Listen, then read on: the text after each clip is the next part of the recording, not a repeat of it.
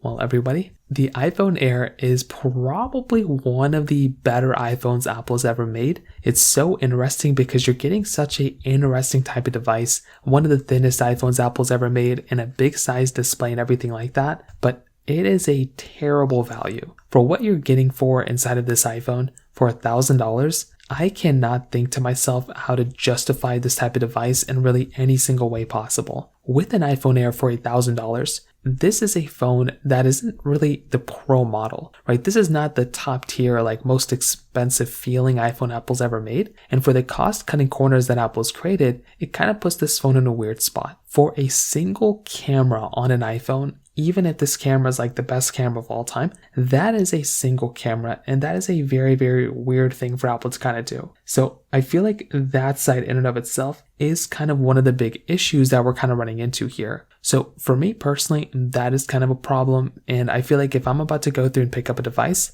that right there is going to be, somewhat of an issue. Now, the thinness of this phone is also nice to have, but the problem with kind of having a thinner iPhone like this is that this particular, device for the most part, I do feel like the thinness is a feature, and the battery life isn't too bad either. But from what you're getting from $1,000 phone, the battery life is worst, at least from my opinion, from one of my tests that I did, of compared to an $800 iPhone 17. The iPhone 17 is giving you better battery life at $800 compared to the $1,000 on the iPhone Air, thus making it an even worse value per dollar. There's nothing on the iPhone Air that makes me think that this is a great deal or a great value. I think the iPhone 17 is a way better deal than the iPhone Air. Now, if you're able to get this thing for like $600 or $500 a couple months from now, then go for it. But I think for $1,000, I think it's a terrible value, and I just don't think it's worth buying unless you have all the money in the world. So in terms of that covers it up there. If you have any other thoughts or questions, please let me know in the comment section below. Hit the like button, that'll mean so much, but definitely hit that subscribe button. More importantly than everything else, I love every single one of you guys.